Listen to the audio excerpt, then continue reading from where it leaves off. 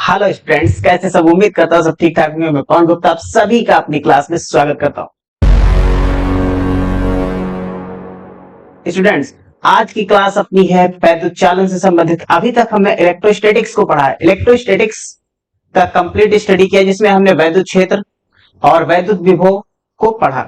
लेकिन अब बारी है पढ़ने की वैद्युत धारा की। अर्थात अभी तक हमारा जो आवेश था वो स्थिर था, रुका हुआ था, स्टैटिक था। और अब जो चार्ज होगा वो मूवमेंट करने लगेगा, मूव करने लगेगा, घूमने लगेगा। अर्थात अब शुरू हो रहा है इलेक्ट्रोडायनामिक्स। तो इलेक्ट्रोडायनामिक्स यानी आपका जो वैद्युत चालन वाला चैप्टर है, इसकी शुरुआत हो रही है। यानी इस बार आपको क्या कराना है? आवेश को मूव कराना है। अच्छा, आवेश मूव होगा तो होगा क्या? जैसे देखो, आवेश को मूव कराने के लिए क्या चाहिए? पाथ चाहिए, रास्ता चाहिए, एक तार चाहिए। तो ये आपको दिखाई पड़ रहा होगा कि एक बल्ब लगा है और इस बल्ब को एक टॉर्च के सेल से जोड़ा गया है। ये सेल दिखाई पड़ रहा है, बैटरी। इसका ऊपर वाला सिरा जिसमें प्लस लिखा है और एक माइनस। तो ये दो टर्मिनल है, एक धन टर्मिनल और एक ऋण टर्मिनल। इन दोनों से बल्ब को जोड़ दिया गया। तो जोड़ा गया, जैसे तैसे चार्ज के चलने का रास्ता मिल गया और आवेश इसमें चलने लगा, चार्ज चलने लगा। और जैसे ही चार्ज मूव किया इस रास्ते में, इस क्लोज सर्किट में, तुरंत क्या आ गया? ये बल्ब ग्लो करने लगा, बल्ब जल उठा। तो आवेश इस तरह से फ्लो होना स्टार्ट हो गया। आवेश जब फ्लो होता है, आवेश जब चलता है, तो इसको एक नाम दे दिया गया। क्या नाम दे दिया गया? इसका नाम रखा गया वैद्युत धारा। क्या नाम रखा गया? वैद्युत धारा। ठीक है। अब वैद्युत धारा की दिशा क्या होगी? देखो, वैद्युत धारा धन टर्मिनल से शुरू हो रहा है और ऋण टर्मिनल की ओर आ रहा है। देखिए, वैद्युत धारा की जो दिशा ली गई वो टेस्ट चार्ज के डायरेक्शन से ली गई। जैसा टेस्ट चार्ज अक्सर क्या लेते थे? पॉजिटिव लेते थे। तो यहाँ पर चार्ज क्या माना गया? पॉजिटिव। कि पॉजिटिव चार्ज जिस डायरेक्शन में चलेगा वही डायरेक्शन हो जाएगा सर्किट में आवेश के प्रवाह का। ठीक है। फिर लेकिन चलता कहाँ है पॉजिटिव चार्ज? चलने वाला तो इलेक्ट्रॉन है। ऋण टर्मिनल से इलेक्ट्रॉन, ये नेगेटिव टर्मिनल से इलेक्ट्रॉन निकलेगा और ये मूव करेगा।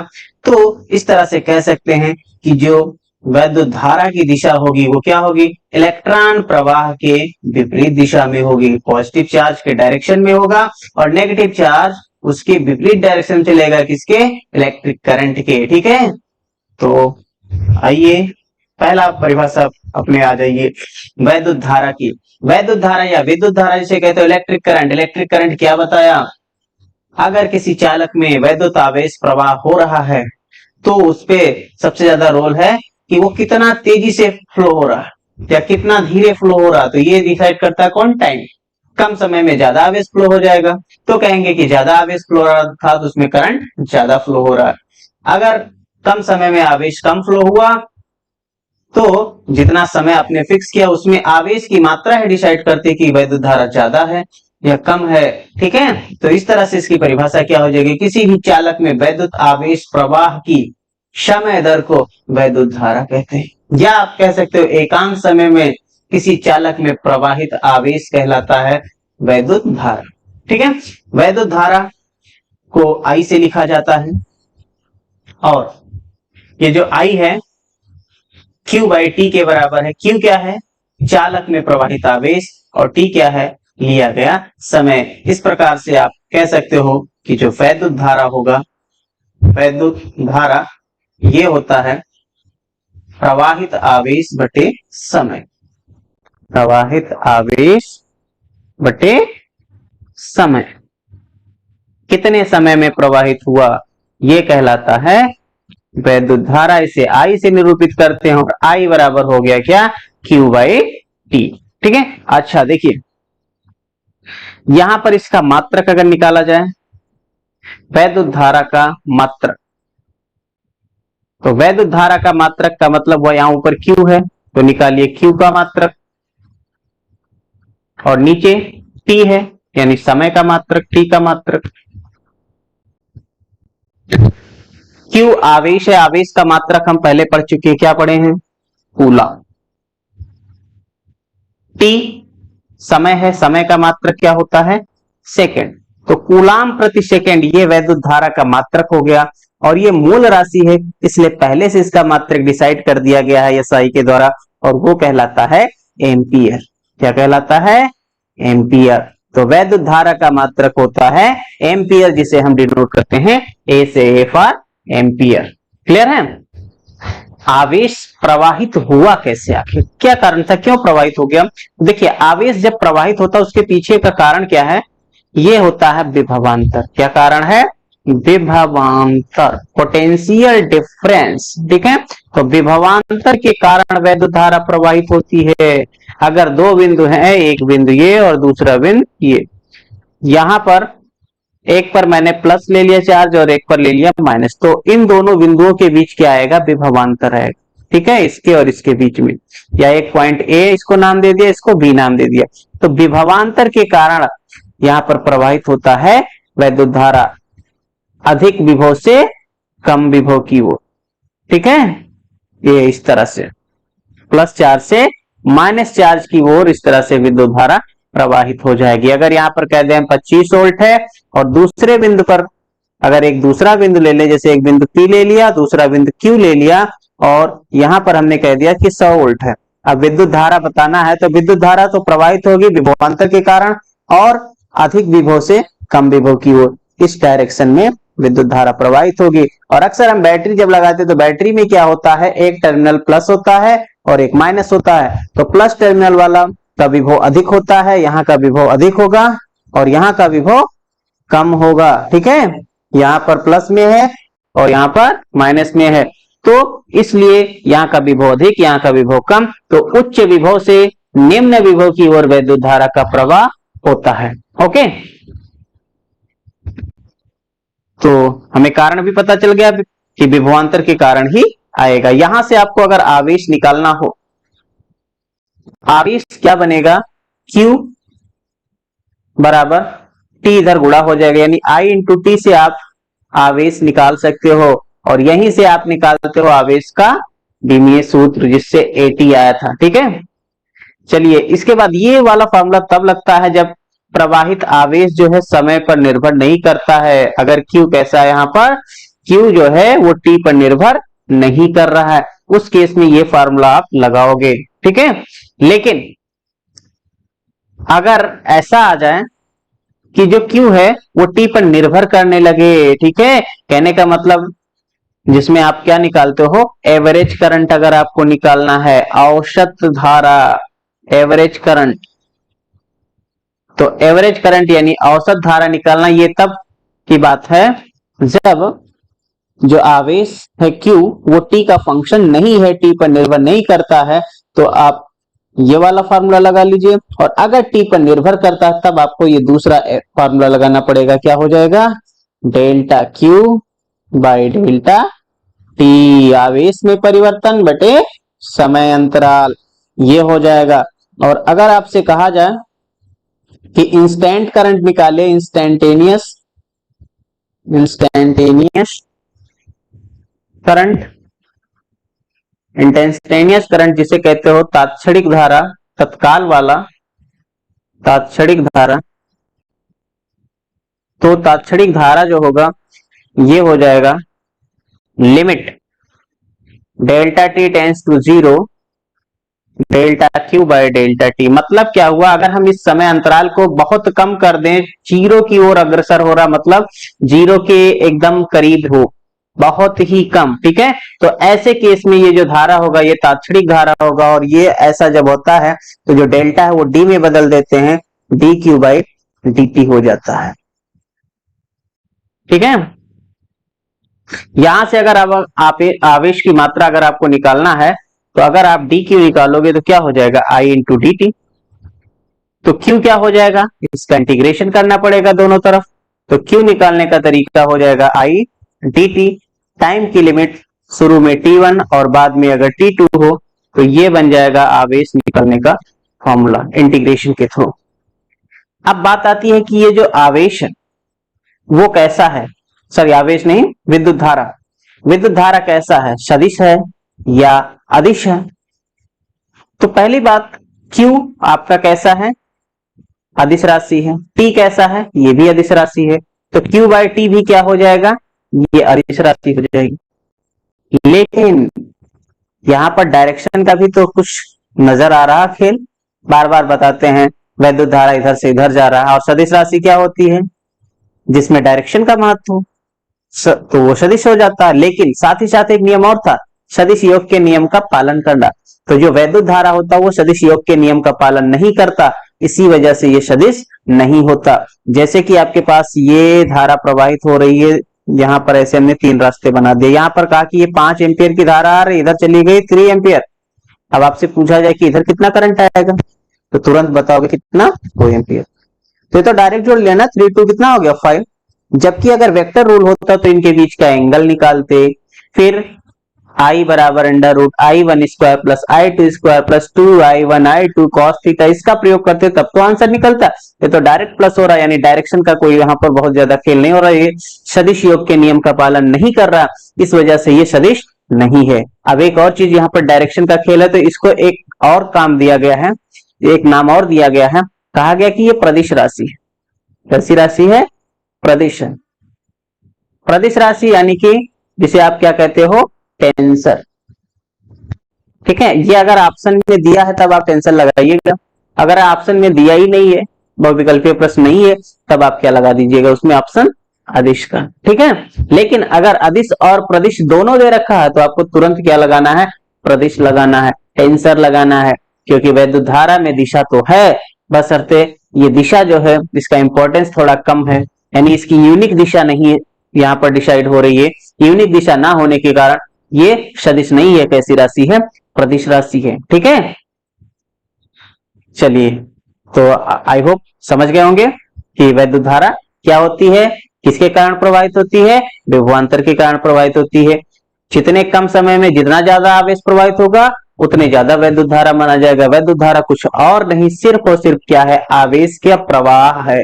कितना आवेश प्रवाहित हो रहा, 1 सेकंड कहते, 1 सेकंड में कितना आवेश प्रवाहित हो रहा, वही क्या हो जाएगा? वैद्युत धारा। क्लियर? आइए इसी पर एक बेस क्वेश्चन करते हैं। क्वेश्चन कह रहा है, हाइड्रोजन परमाणु में इलेक्ट्रॉन नाभिक के चारों ओर 5 × 10 का घात -11 मीटर त्रिज्या के कक्षा में 2.2 × 10 का घात 6 मीटर प्रति सेकंड के वेग से भ्रमण करता है। इसके समतुल्य वैद्युत धारा का मान ज्ञात कीजिए। तो सिंपल सा सवाल है, थोड़ा सा देखने में लंबा चौड़ा लग रहा है। हाइड्रोजन आ गया, तो हाइड्रोजन की बात करें तो हाइड्रोजन के बारे में पहले पता करो। हाइड्रोजन क्या होता है? एक इस तरह से होता है परमाणु, बीच में होता है यहाँ पर क्या? नाभिक। और हाइड्रोजन परमाणु में एक ही इलेक्ट्रॉन होता है। हाइड्रोजन परमाणु में एक ही इलेक्ट्रॉन होता है जो इसमें क्या करता है? ऐसे परिक्रमा कर रहा है। इसकी त्रिज्या है r, मान लेते हैं स्मॉल r, और इसकी वेलोसिटी है v। ऐसे घूम रहा है। तो अब यहां पर जो जो दिया उसको लिख लेते हैं। त्रिज्या कितना दे रखा है? त्रिज्या दे रखा है r बराबर 5 × 10 का घात -11 मीटर। मीटर में है, कुछ चेंज करने की आवश्यकता नहीं। अच्छा, वेलोसिटी v दे रखा है कितना? 2.2 × 10 का घात 6 मीटर प्रति सेकंड।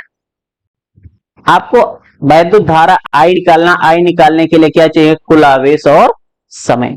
अगर कुल आवेश और समय निकला है तो अब समय क्या? प्रति सेकंड निकालना। 1 सेकंड में कितना आवेश प्रवाहित हुआ, वही तो उत्तर हो जाएगा। तो अब सबसे पहले ये तो पता करो कि 1 सेकंड में कितना आवेश प्रवाहित हुआ। ओके, तो 1 सेकंड में कितना आवेश प्रवाहित हुआ? अब ये इलेक्ट्रॉन इसमें घूम रहा है, तो पहले ये पता करो कितने समय में एक चक्कर लगा लेगा। फिर पता करो, 1 चक्कर लगाएगा तो आवेश कितना हो जाएगा? E। 2 चक्कर लगाए तो आवेश कितना हो जाएगा? 2E। 3 चक्कर लगाए तो आवेश कितना हो जाएगा? 3E। इसी प्रकार से 1 सेकंड में पता करना ये इलेक्ट्रॉन कितने चक्कर लगा लेगा। जितने चक्कर लगा लेगा उसी को गुणा कर देंगे E से, तो कुल आवेश हमको मिल जाएगा, क्योंकि इलेक्ट्रॉन का आवेश कितना होता है? E। ठीक है, तो इसका मतलब 1 चक्कर लगाने का समय क्या कहलाता है? आवर्तकाल, टाइम पीरियड। तो इलेक्ट्रॉन द्वारा 1 चक्कर लगाने में लगा समय, लगाने में लगा समय, लगा समय ये क्या कहलाता है? टाइम पीरियड कहलाता है। Time period. तो टाइम पीरियड कैपिटल टी होता है, ये होता है डिस्टेंस अपॉन टाइम। तो एक बार में घूमेगा कितना? 2πr, परिधि के बराबर, और नीचे टाइम क्या हो गया, टी हो गया। अच्छा सॉरी, टी नहीं, टाइम नहीं रहता है, क्या रहता है, 2πr/v। क्या होता है टाइम पीरियड, जैसे समय निकालना है तो समय क्या हो जाएगा, दूरी बटे 4, 2πr/v होता है। अच्छा, ये एक सेकंड में हमको ये क्या मिला, एक चक्कर लगाने में समय, ठीक है। तो हमको पता क्या करना है, एक सेकंड में कितना चक्कर लगाएगा, तो एक सेकंड में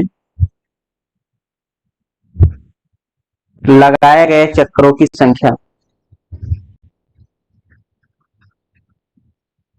चक्रों की संख्या,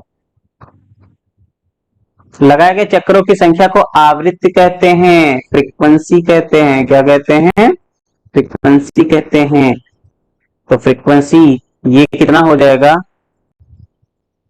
1/t, यानी कि इसको जाओ तो n से लिख लो, कोई दिक्कत नहीं, कहीं कहीं n लिखा, न्यू लिखा, कुछ भी लिख लो, n इक्वल टू 1/t, यानी कि v अपॉन कितना हो जाएगा, 2πr। ठीक है, सभी का क्या करिए, मान रख लीजिए, सबका मान पता है ना, तो मान रखते हैं। v का मान कितना दे रखा है, 2.2 गुणे 10 का घात 6, नीचे 2, पाई का मान कितना होता है, 22/7, पाई का मान कितना हो जाएगा, 22/7। और फिर क्या है, r, 2πr है, r का मान 5 गुणे 10 का घात -11।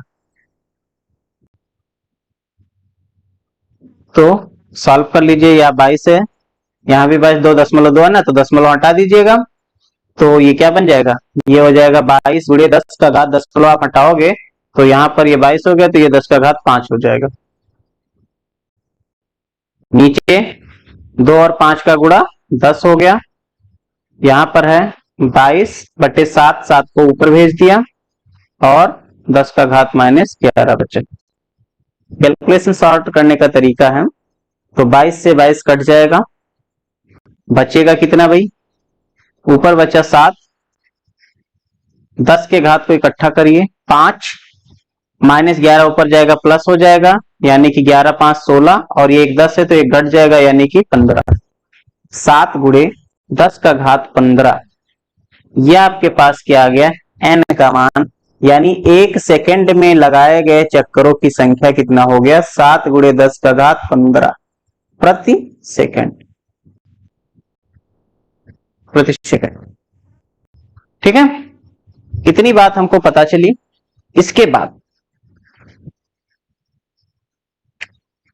Q निकाल लीजिए, Q बराबर क्या हो जाएगा, n इंटू ई, n का मान 7 गुणे 10 का घात 15, ई का मान 1.6 गुणे 10 घात -19, तो Q बराबर क्या हो जाएगा, इसको गुणा कर लीजिए, 16 सत्ते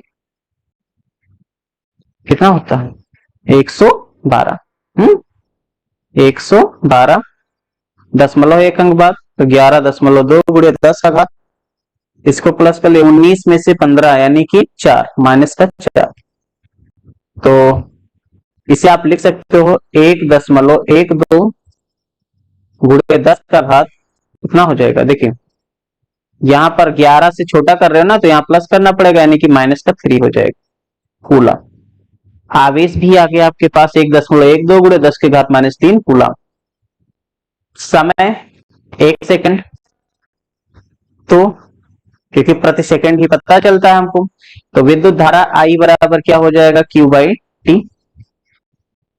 सबका मान रख दीजिए, 1.12 गुणे 10 का घात -3 बटे में 1 सेकंड, यानी कि अपने पास विद्युत धारा आ जाएगा 1.12 गुणे 10 का घात -3 एम्पियर। यही इस क्वेश्चन का उत्तर हो गया। बहुत ही बेहतरीन सवाल, काफी कुछ लग गया आपको, कक्षा 11 तक पहुंचना पड़ा, बिना कक्षा 11 में पहुंचे इसको नहीं कर पाए। ठीक है, तो 11th के नॉलेज की इंपॉर्टेंस आपको पता चला कि बिना 11th के नॉलेज के भी हम कुछ भी नहीं है, क्योंकि टाइम पीरियड, फ्रीक्वेंसी, ये सब आपने कहाँ पढ़ा था, 9th में भी पढ़ा था, 11th में भी पढ़ा था। ठीक है, और फिर यहाँ पर आपको रिवाइज भी हो गया कि हाँ ये कुछ हमने पढ़ा था। आवर्तकाल क्या होता है, टाइम पीरियड क्या होता है, एक चक्कर लगाने का समय, और फ्रीक्वेंसी क्या होती है, आवृत्ति क्या होती है, प्रति सेकंड लगाए गए चक्करों की संख्या। ठीक है, सर्कुलर मोशन वृत्तीय गति में पढ़ा था ना आपने। चलिए आगे बढ़े। अब बात आती है जो वैद्युत चालन का मुक्त इलेक्ट्रॉन मॉडल। अच्छा देखिए, चालकता के आधार पर पदार्थों को तीन कैटेगरी में बांटा गया है। एक आपके पास आता है चालक, दूसरा आता है अचालक या विद्युत रोधी जिसे कहते हो, विद्युत, और तीसरा आता है आपके पास अर्धचालक। अर्धचालक, चालक को कंडक्टर कहा जाता है, कंडक्टर। अचालक को कहा जाता है इंसुलेटर, और अर्धचालक को कहा जाता है सेमीकंडक्टर। सेमीकंडक्टर, ये तीन कैटेगरी में पदार्थों को वर्गीकृत किया गया। चालक, चालक वो होते हैं जिनमें पर्याप्त मात्रा में मुक्त इलेक्ट्रॉन पाए जाते हैं। क्या पाए जाते हैं? मुक्त इलेक्ट्रॉन। अच्छा, ये मुक्त इलेक्ट्रॉन क्या होते हैं? मुक्त इलेक्ट्रॉन वो होते हैं जो नाभिक से बहुत दूर होते हैं। जैसे कि अगर हम बात करें परमाणु की, तो परमाणु ये आपके पास है अगर, तो बीच में क्या होता है? ये नाभिक होता है, और इसके चारों ओर डिफरेंट डिफरेंट कक्षाओं में क्या करते हैं? इलेक्ट्रॉन घूमते रहते हैं। तो जो इलेक्ट्रॉन नाभिक के पास में है उस पर अट्रैक्शन ज्यादा है नाभिक का, लेकिन जैसे जैसे नाभिक से दूर होते जाएंगे इनका अट्रैक्शन कम होता जाएगा, और जो सबसे बाह्यतम कोष में इलेक्ट्रॉन होगा उसको थोड़ी सी एनर्जी मिले अगर, तो क्या करेगा? इस कोष को छोड़ के और बाहर चला जाएगा। तो ये बाह्यतम कोष वाला इलेक्ट्रॉन को ही क्या कहा गया है? मुक्त इलेक्ट्रॉन कहा गया है। और ये मुक्त इलेक्ट्रॉन क्या करता है? इसमें चक्कर लगाता रहता है, पदार्थ के भीतर क्या करता है? घूमता रहता है, स्वतंत्र रहता है। ठीक है, क्योंकि इस पर नाभिक का आकर्षण बहुत कम होता, थोड़ा सा अगर इसको और एनर्जी मिलता है तो ये बाहर चला जाता है। तो इन्हीं को क्या कहा जाता है? मुक्त इलेक्ट्रॉन। ठीक है, अच्छा, या संयोजी इलेक्ट्रॉन भी कहा जाता है। अब आगे, जिनमें मुक्त इलेक्ट्रॉन पर्याप्त मात्रा में पाए जाते हैं उनमें विद्युत धारा का प्रवाह होता है सुचारू रूप से। तो चालकों में विद्युत धारा का प्रवाह होता है बहुत अच्छे से। और जितनी भी धातुएं हैं यहाँ पर, जितनी भी धातुएं हैं सभी धातुएं क्या हैं? चालक हैं। अचालक की बात करें या विद्युत रोधी जिससे कहते हैं, इसकी बात करें इंसुलेटर की, इसमें मुक्त इलेक्ट्रॉन नहीं पाए जाते हैं, नो फ्री इलेक्ट्रॉन। जब फ्री इलेक्ट्रॉन नहीं है इस वजह से इनमें आवेश वाहक नहीं है। आवेश वाहक नहीं है तो विद्युत धारा का प्रवाह नहीं होता। ठीक है, इनमें आपके पास, इनके उदाहरण की बात करें तो आपके पास जैसे हो जाएगा लकड़ी, प्लास्टिक, प्लास्टिक, तो इन सब में क्या होता है? विद्युत धारा का प्रवाह नहीं होता। क्यों नहीं हो पाता? क्योंकि इनके पास पर्याप्त मात्रा में मुक्त इलेक्ट्रॉन नहीं होते। अच्छा, अर्धचालक की बात करें, अर्धचालक में विद्युत धारा का प्रवाह होता तो है लेकिन बहुत कम होता है। साथ ही साथ टेम्परेचर डिपेंड करता है। इनके एग्जाम्पल हैं जर्मेनियम और सिलिकॉन, ये दो फेमस एग्जाम्पल है अर्धचालकों के। कौन? जर्मेनियम और सिलिकॉन। तो जर्मेनियम और सिलिकॉन में, इनमें मुक्त इलेक्ट्रॉन पाए जाते हैं लेकिन कम पाए जाते हैं। ठीक है, इनमें मुक्त इलेक्ट्रॉन होते हैं लेकिन बहुत कम होते हैं, पर्याप्त नहीं होते। इसलिए इसमें विद्युत धारा का प्रवाह होता है लेकिन हमारे आवश्यकता अनुसार जितनी धारा हमको प्रवाहित करनी उतनी धारा प्रवाहित नहीं हो पाती। समझ में आया? ठीक है, अच्छा, द्रव में क्या होता है? द्रव में मुक्त इलेक्ट्रॉनों के कारण नहीं प्रवाहित होता विद्युत धारा। द्रवों में वहां पर आयन फॉर्मेशन होता है। ठीक है, जब आयन बनेंगे, धनायन और ऋणायन, तो उनके कारण उसमें विद्युत धारा का प्रवाह होता है। इसलिए उसमें विद्युत धारा का प्रवाह बड़ी आसानी से हो जाता है क्योंकि वहां आवेश वाहक डबल हो गए ना, एक धनायन और एक ऋणायन। गैसों में भी इसी तरह से है। और अर्धचालकों की बात करें तो अर्धचालकों में जो आवेश वाहक होते हैं वो दो होते हैं। एक तो होते हैं आपके पास ये जो मुक्त इलेक्ट्रॉन है ये भी होते हैं, और दूसरे होते हैं होल या कोटर। कोटर क्या होता है? इलेक्ट्रॉन जब अपना स्थान छोड़ता है तो उस जगह जो वैकेंट स्पेस बनता है वहां पर पॉजिटिव चार्ज डेवलप होता है, तो वो पॉजिटिव चार्ज की तरह व्यवहार करता है, उसको कोटर कहा जाता है या होल कहा जाता है। ठीक है, किसी भी स्थान पर इलेक्ट्रॉन अपना स्थान अगर छोड़ दे, किसी अर्धचालक है तो अर्धचालक में इलेक्ट्रॉन होंगे मुक्त इलेक्ट्रॉन।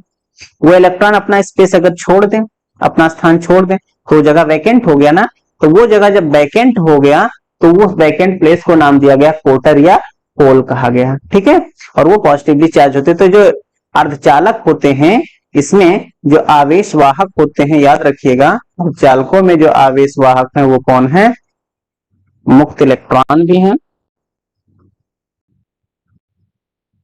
प्लस कोटर या होल जिनको कहते हो, ये दो होते हैं आवेश वाहक इसमें। चालक में अगर ठोस है चालक तो उसमें मुक्त इलेक्ट्रॉन होते हैं आवेश वाहक। अचालकों में आवेश वाहक की कमी है, आवेश वाहक ना होने के कारण उसमें विद्युत धारा का प्रवाह नहीं होता है। समझ में आया? अच्छा, इसके बाद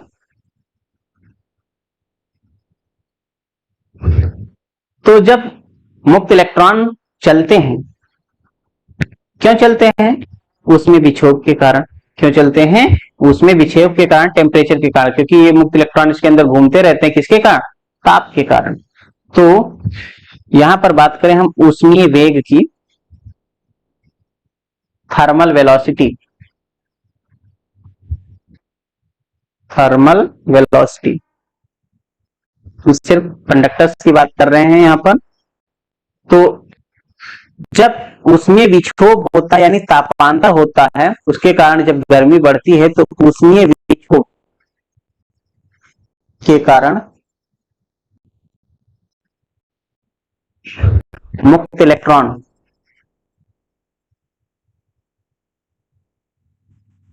जो परमाणु होंगे उनके बीच, परमाणुओं के बीच रैंडम मोशन करते हैं। रैंडम मतलब स्वेच्छा से, अपनी इच्छा से, जिधर चाहे उधर। ठीक है, तो रैंडम मोशन करते हैं, तो उस जिस वेग से मोशन करेंगे उसी का नाम क्या है? उसमें वेग। ठीक है, तो परमाणु के बीच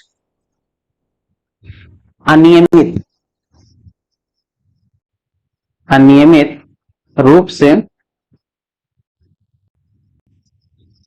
गति करते हैं।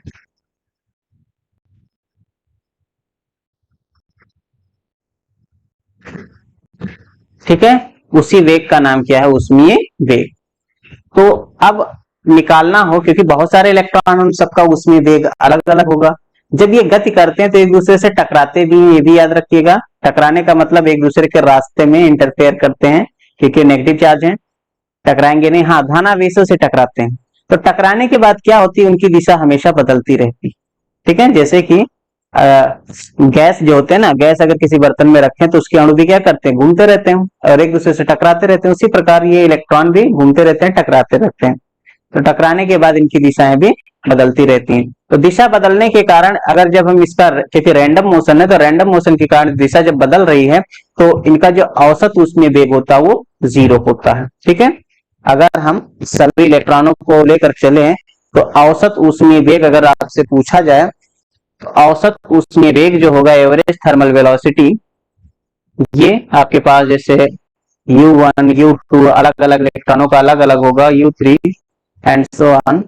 अगर आपके पास UN तक हो, बटे n निकाला जाए तो इसका जो मान मिलेगा वो हो जाएगा आपके पास 0। कितना हो जाएगा? 0। ठीक है, इसका मान आपके पास हो जाएगा 0।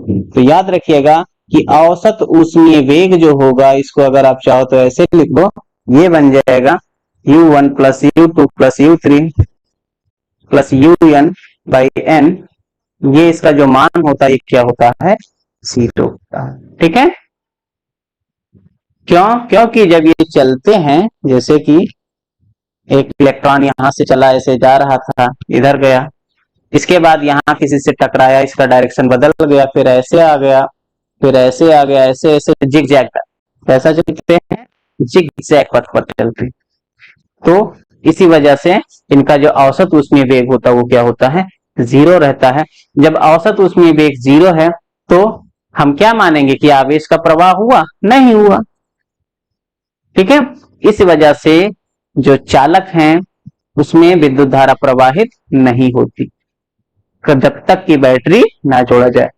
मुक्त इलेक्ट्रॉन भले ही घूम रहे हैं, और वैसे जो घूमते हैं ना, इनकी स्पीड भी बहुत ज्यादा होती है, थोड़ी मोड़ी स्पीड से नहीं जो घूमते हैं। उसमें वेग होता है, ये होता है 10 घात 5 मीटर प्रति सेकेंड, इतनी रफ्तार से घूमते हैं, बहुत तेज से चलते हैं, लेकिन इनका एवरेज वेलोसिटी जीरो हो जाता है। इस वजह से नेट करंट इसमें क्या हो जाता है, जीरो। ठीक है, तो मुक्त इलेक्ट्रॉनों का जो उसमें वेग के कारण करंट होता है वो क्या होता है, जीरो होता है। नहीं तो पहले से वैसे हम तार छूते वैसे हमको झटका लगता है, वैसे हमको करंट लगता,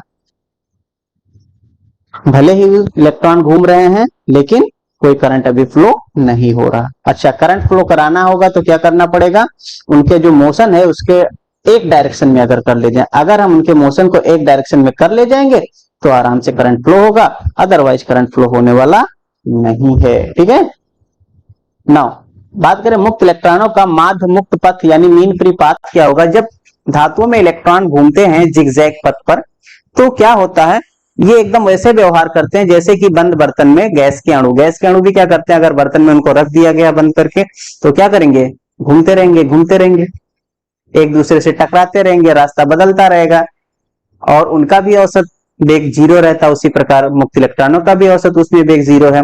तो ये क्या हो गए, एक गैस के अणु की तरह व्यवहार कर रहे हैं, इसीलिए इनको इलेक्ट्रॉन गैस कहा गया। याद रखिएगा, मुक्त इलेक्ट्रॉनों को ही क्या कहा गया, इलेक्ट्रॉन गैस। क्यों कहा गया है, क्योंकि ये बंद बर्तन में गैस के अणुओं की तरह व्यवहार करते हैं। ड्यू टू थर्मल एजिटेशन, उसमें विक्षोभ के कारण वो पूरे चालक में गतिमान रहते हैं। ठीक है, तो ये जो इलेक्ट्रॉन होते हैं कहाँ गति करते हैं, स्थिर धनायनों के बीच खाली स्थान में, जैसे परमाणु हैं तो उनमें जो नाभिक होगा उस नाभिक में क्या करते हैं, वो गति करते रहते हैं। ठीक है, उच्च ऊष्मीय वेग जिसका मान अभी मैंने बताया कितना, 10 का घात 5 मीटर प्रति सेकेंड, इस रफ्तार से घूमते रहते हैं। अनियमित गति है, रैंडम मोशन इनका है, स्वेच्छा से गति करते हैं। ठीक है, इसी वजह से इनका औसत ऊष्मीय वेग भी जीरो है। तो माध्य मुक्त पथ क्या हुआ, जब वो चलते हैं एक दूसरे से टकराते तो उनका रास्ता बदलता रहता है, लेकिन दो टक्करों के बीच वो सीधी रेखा में ही चलेंगे, ये भी ध्यान रखिएगा। तो किसी मुक्त इलेक्ट्रॉन द्वारा दो क्रमागत टक्करों के बीच चली गई माध्य दूरी को माध्य मुक्त कहते हैं। फिर से समझिए, इलेक्ट्रॉन जैसे चल रहे हैं तो उनका रास्ता दिशा बदल रहा है ना बार बार, तो अब आपको क्या निकालना, रास्ते की लंबाई लगाना है, निकालना, तो वो भी कैसा, औसत लंबाई। तो क्या करिए, दो क्रमागत टक्कर देख लीजिए, उनके बीच चली गई जो दूरी है उसका औसत निकाल लीजिए, वही क्या कहलाएगा, माध्य मुक्त पथ। और माध्य मुक्त पथ को अक्सर लैम्डा से लिखते हैं। बहरहाल इसको बहुत ज्यादा डिटेल में अभी नहीं पढ़ना हमको, ये गैस वाले टॉपिक में पढ़ना था। चलिए ठीक है, समझ में आया माध्य मुक्त पथ क्या है, मुक्त इलेक्ट्रॉनों द्वारा दो क्रमागत चक्करों के बीच चली गई रास्ते की लंबाई या चली गई दूरी, औसत दूरी। ठीक है, फिर बात करें औसत ऊष्मीय वेग की, बात करें औसत ऊष्मीय वेग मैंने पहले ही बता दिया, औसत ऊष्मीय वेग जो होता है वो क्या होता है, जीरो होता है। ये होता है u1 plus u2 plus dot dot un, और ये क्या अपना होता है बटे n कर देते हैं, इसका मान क्या होता है, जीरो होता है। इसको मैंने पहले ही बता दिया। ठीक है, औसत ऊष्मीय वेग जीरो हो गया। ना बात करें श्रांति काल की, रिलैक्सेशन टाइम। तो श्रांति काल क्या होता है, जैसे मुक्त इलेक्ट्रॉन क्या कर रहे हैं, जब घूम रहे हैं तो वो धनायनों के बीच खाली स्थान में घूमते हैं और एक दूसरे से टकराते हैं या फिर धनायनों से टकराते हैं। तो जब धनायनों से टकराते हैं तो दो टक्करों के बीच जो समय लगेगा वही कहलाता है श्रांति काल।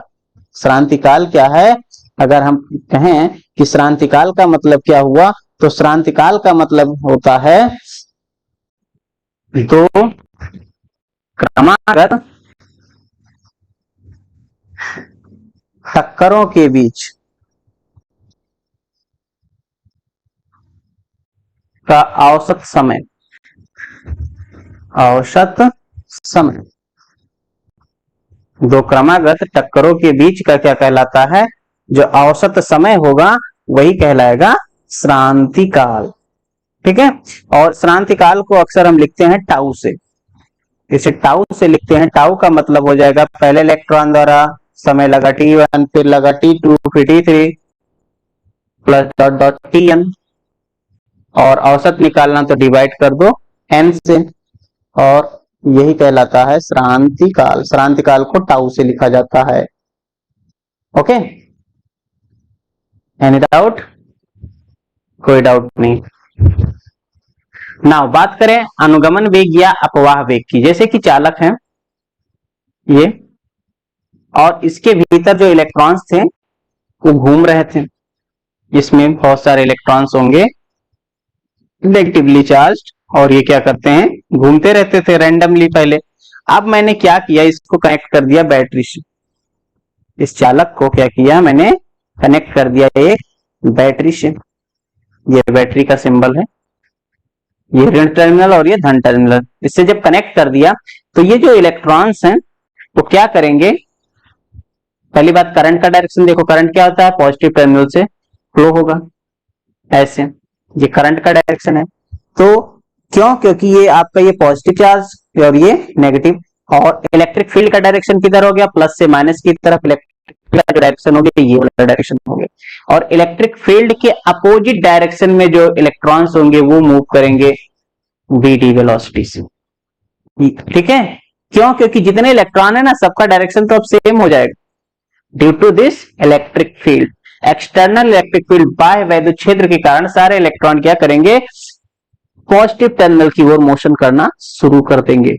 ठीक है, बहरहाल ये मोशन, ये स्पीड इनकी बहुत ज्यादा नहीं होती है, लेकिन फिर भी सारे इलेक्ट्रॉनों का डायरेक्शन सेम हो जाएगा, एक डायरेक्शन में हो जाएगा। तो जिस औसत वेग से ये धन टर्मिनल की ओर चलेंगे, इसी का नाम क्या हो जाएगा, अनुगमन वेग या अपवाह वेग। ये तब आएगा जब आप क्या करोगे, यहां इनके बीच में, दोनों सिराओं के बीच में पोटेंशियल डिफरेंस अप्लाई कर दोगे, तब चलेंगे, अदरवाइज ये नहीं चलेंगे। ठीक है, क्योंकि जब एक डायरेक्शन में चल जाएंगे तो आवेश का प्रवाह तो बन ही जाएगा। नौ, तो अनुगमन वेग का मतलब समझ में आया, क्या होता है, चालक के सिरों के बीच, चालक के सिरों के बीच बाह्य वैद्युत क्षेत्र लगाने पर, बाह्य वैद्युत क्षेत्र लगाने पर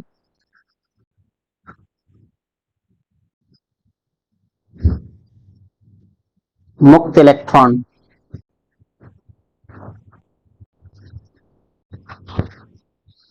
त्वरित होकर जिस औसत वेग से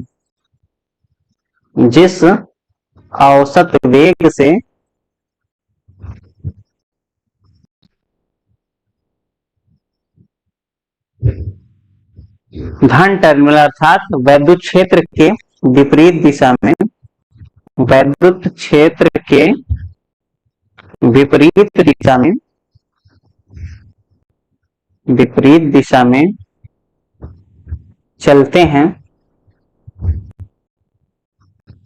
अनुगमन वेग कहलाता है या अपवाह वेग कहलाता है, ड्रिफ्ट वेलोसिटी कहलाता है, अनुगमन वेग, इसको वीडी से लिखा जाता है, ड्रिफ्ट वेलोसिटी कहलाता है। ठीक है, और ये जो ड्रिफ्ट वेलोसिटी है इसका मान बहुत कम होता है, ये होता है लगभग 10⁻⁴ मीटर प्रति सेकंड। ये वीडी का लगभग मान होता है 10⁻⁴ मीटर प्रति सेकंड, जो कि देखा जाए बहुत कम है। लेकिन फिर भी क्या देखते हैं कि चाहे जितना बड़ा तार लगा दो, अगर आपने इसमें बल्ब लगाया है और जैसे ही बैटरी से कनेक्ट करते हो तुरंत वो बल्ब जल उठता, जबकि इसकी रफ्तार तो बहुत कम है। जब तक यहां से निकल के इलेक्ट्रॉन वहां बल्ब तक पहुंचेगा तब तक तो बड़ा समय लग जाना, तो थोड़ी देर बाद बल्ब जलना चाहिए, लेकिन जैसे लगाते तुरंत जल उठा। क्यों, क्योंकि जो तार है ना, तार के भीतर तो मुक्त इलेक्ट्रॉन पहले से मौजूद है, जब आपने पोटेंशियल डिफरेंस अप्लाई किया तो सीधा क्या उनका डायरेक्शन ही तो केवल सीधा हुआ। पहले रैंडम मोशन करते थे, अब क्या हो गया सबके सब एक डायरेक्शन में मोशन करने लगे। तो जब मोशन करने लगे तो बैटरी से निकल के इलेक्ट्रॉन पहुंचने की क्या जरूरत है, वहां जो पास वाला इलेक्ट्रॉन होगा वो तो पहले पहुंच जाएगा ना, जो उस तार के पास में है वो इलेक्ट्रॉन तो सबसे पहले पहुंच जाएगा। तो उसके पहुंचने के कारण वहां पर विद्युत धारा का प्रवाह हो जाएगा। ठीक है, समझ में आया। तो ये औसत उसमें वेग जो होगा, सॉरी औसत जो वेग होगा यही अनुगमन वेग या अपवाह वेग होगा। अच्छा, अब इसको फॉर्मूला निकाला जाए कि कैसे क्या बनेगा आखिर भाई। देखो, वैद्युत क्षेत्र आपके पास वीडी, इसके बीच में रिलेशन भी आगे निकालना है हमको। तो जब आपने वैद्युत क्षेत्र अप्लाई किया तो इलेक्ट्रॉनों पर लगा क्या, बल। तो वैद्युत क्षेत्र ई लगाने पर इलेक्ट्रॉन पर बल, इलेक्ट्रॉन पर बल कितना बल लगेगा भाई, जो बल बनेगा F इक्वल टू होता क्यू ई, ई इंटू ई हो जाएगा। सदिश रूप में लिखोगे तो माइनस लगाना पड़ेगा। ठीक है, अब बल तो इतना आ गया तो त्वरण कितना हो जाएगा। त्वरण, त्वरण क्या होता है, त्वरण को ए से लिखते हैं, यह होता है बल बटे द्रव्यमान, यानी कि त्वरण आपके पास आ जाएगा E capital E by M E. ये आ गया क्या, त्वरण आ गया। अच्छा, समीकरण एक मान लिया इसको। अब आपको निकालना है कि वेलोसिटी कितनी हुई, कि त्वरण आया, पहले से उनके अंदर वेलोसिटी कौन सा था, उसमें वेलोसिटी था, उसमें वेग था ना, थर्मल वेलोसिटी था। तो यहां पर आपको अगर ड्रिफ्ट वेलोसिटी vd निकालना है तो क्या करना पड़ेगा, जितने भी इलेक्ट्रॉन हो सबका औसत वेग निकालना होगा, v1 plus v2 plus v3 plus dot dot plus vn by n। ये तो होता है ड्रिफ्ट वेलोसिटी, सभी का जो त्वरित होकर जिस वेग से चलेंगे उसी का औसत होता है। अच्छा, v बराबर आपके पास एक फॉर्मूला आपने पढ़ा था, v बराबर क्या होता है, u प्लस ए टी। इस फॉर्मूले के अकॉर्डिंग ये क्या हो जाएगा vd, ये हो जाएगा u1 प्लस ए टी1, ये ए नियत रहेगा। ऐसे आप फिर निकालोगे v2 मतलब क्या हो जाएगा, u2 प्लस ए टी2 प्लस डॉट डॉट, और लास्ट में vn है यानी un प्लस tn और डिवाइड बाई n। u वाले पार्ट को एक साथ कर लीजिए, u1 plus u2 plus dot dot un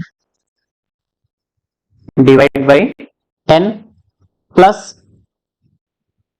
सब में AT1 AT2 ATN तक है ना, तो a कॉमन कर लो, T1 plus T2 plus dot dot plus Tn divide by n, n को अलग अलग कर दिया दोनों पर। अच्छा, अब देखो u1 plus u2 plus en by n, ये औसत उसमें वेग है जिसका मान क्या होता है, 0 होता है। ये वाला पार्ट तो आपका 0 हो गया, plus a T1 plus T2 plus dot dot Tn by n, ये क्या कहलाता है, श्रांति काल। इधर पढ़ा ना आपने, यहां पर अपने इससे पहले पढ़ा है, ये औसत उसमें वेग 0 और शांति काल क्या होता है, टाउ बराबर T1 plus T2 plus T3 plus dot dot plus Tn divide by n, ये T है। तो इसको टाउ से लिख देंगे, तो इस पार्ट को आप क्या करिए, टाउ से लिख दीजिए। तो यहां पर ये क्या हो जाएगा, टाउ। तो इस तरह से vd अपने पास कितना आ जाएगा, a टाउ। ड्रिफ्ट वेलोसिटी अपने पास कितना आ जाएगा, a इंटू टाउ। a का मान यहां से रख लो चाहो तो एक फॉर्मूला आपके पास और आ जाएगा। ठीक है, समझ में आया। तो ये होता है अनुगमन वेग या अपवाह वेग। ठीक है, यहां से चाहो तो आप vd का दूसरा फॉर्मूला लिख सकते हो, a का मान रख करके e capital by m into tau. अगर वेक्टर फॉर्म में लिखोगे तो आगे लगाना पड़ेगा माइनस, क्योंकि इलेक्ट्रॉन है, इसके कारण वैद्युत क्षेत्र के विपरीत दिशा में चलता है, इसलिए ये माइनस लगेगा। अगर सदिश रूप में लिखते हो तो, नहीं तो आप न्यूमेरिकल के लिए सिर्फ प्लस में लगा। तो ये आपके पास अनुगमन वेग का फॉर्मूला आ गया। ठीक है, नाउ अब बात करें हम अनुगमन वेग तथा वैद्युत धारा में संबंध, relation between drift velocity and electric current. तो ड्रिफ्ट वेलोसिटी और इलेक्ट्रिक करंट में क्या रिलेशन होगा वो निकालना है हमें। तो इसके लिए एक चालक बना लेते हैं। ये एक चालक हो गया, इसके अनुप्रस्थ काट का क्षेत्रफल है मान लेते हैं, और इसके बीच हमने पोटेंशियल डिफरेंस अप्लाई कर दिया है, एक सिरे पर प्लस और एक पर माइनस, जिसके कारण वैद्युत क्षेत्र ये लग जाएगा इस दिशा में, और जो मुक्त इलेक्ट्रॉन यहाँ पर होगा वो डी वेग से ऐसे वैद्युत क्षेत्र के विपरीत दिशा में चल रहा है। ठीक है, तो हमें अगर वैद्युत धारा निकालना, तो वैद्युत धारा निकालने के लिए करना क्या होगा, हमें निकालना पड़ेगा कुल कितना आवेश, प्लस आप पता करिए समय कितना लगेगा। तो मान लेते हैं कि इलेक्ट्रॉन को एक सिरे से दूसरे सिरे तक, जैसे एक को पी में नाम दे दूं, एक को क्यू नाम दे दूं, तो क्यू से पी तक जाने का जो समय है वो टी है, तो ये डिस्टेंस कितना हो जाएगा, यहां से यहां तक डिस्टेंस, तो दूरी क्या होता है, चाल गुणे समय, यानी कि वी डी इंटू टी हो जाएगा। ठीक है, ये आपके पास हो गया। अगर ये लंबाई एल है तो एल क्या हो जाएगा, V D into T. Clear लिख दूं,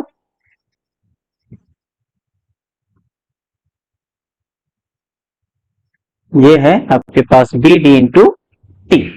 ठीक है, ये एल है, ये लेंथ निकल आएगा। तो यहां पर मान लीजिए, माना एकांक आयतन में, एकांक आयतन में मुक्त इलेक्ट्रॉनों की संख्या, इलेक्ट्रॉनों की संख्या स्मॉल एन है, और एक इलेक्ट्रॉन का आवेश ई है, तो एकांक आयतन में आवेश हो जाएगा एन ई। तो सबसे पहले तो निकालिए कि इसका आयतन कितना हो जाएगा, चालक का आयतन। आयतन निकालने का तरीका क्या हो जाएगा, अनुप्रस्थ काट का क्षेत्रफल, अनुप्रस्थ काट का क्षेत्रफल इंटू लंबाई, ये तो होता है आयतन, यानी ए में एल, एल का मान रख लीजिए, एल का मान है V D into T, V D into T. V D क्या है, वी डी यहां पर है ड्रिफ्ट वेलोसिटी, क्या है, अनुगमन वेग, ड्रिफ्ट वेलोसिटी। तो ये आपके पास आ जाएगा चालक का आयतन। आयतन तो आ गया, एकांक आयतन में इलेक्ट्रॉन n है, तो पूरे चालक में मुक्त इलेक्ट्रॉन क्या हो जाएगा, संपूर्ण चालक में मुक्त इलेक्ट्रॉनों की संख्या, मुक्त इलेक्ट्रॉनों की संख्या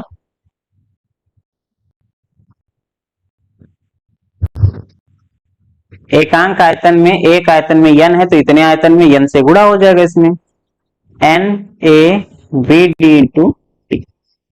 मुक्त इलेक्ट्रॉनों की संख्या आ गई। अब आवेश निकाल लीजिए, प्रवाहित आवेश, प्रवाहित आवेश की मात्रा, किसी भी अनुप्रस्थ काट से कितने आवेश प्रवाहित होंगे। अब जैसे इस सिरे की अगर मैं बात करूं, तो ये वाला जो सिरा आपके है, इसके पास चालक के जितने इलेक्ट्रॉन सारे प्रवाहित होंगे। तो प्रवाहित आवेश की मात्रा Q बराबर क्या हो जाएगा, टी समय में, ध्यान रखना है किसकी बात हो रही है, टी समय में। Q बराबर हो जाएगा मुक्त इलेक्ट्रॉनों की कुल संख्या, जिसको कैपिटल N से लिख दिया अगर, तो N इंटू टी। N का मान कितना है, N A V D T, साथ में हो जाएगा E। तो इस तरह से Q अपने पास आ जाएगा कितना, E को साथ में N के साथ लिखना है, N E A V D और T। यह आ गया आपके पास प्रवाहित आवेश। विद्युत धारा क्या होता है, I equal to Q by T, मान रख लीजिए N E A V D into T divide by T, T से टी कैंसल हो जाएगा, और इस तरह से प्रवाहित धारा आ जाएगा कितना, N E A V D। ये निकल कर आया आपके पास विद्युत धारा और अनुगमन वेग में संबंध। तो यही विद्युत धारा और अनुगमन वेग का संबंध है। और आई होप आपको आज की क्लास में एंजॉय जरूर मिला होगा, टॉपिक समझ में आए होंगे। अगर आपको समझ में आता है तो चैनल को सब्सक्राइब करें, अगर फर्स्ट टाइम है, वीडियो को लाइक करें और दूसरों तक पहुंचाना ना भूलें ताकि सभी को इसका लाभ मिल सके।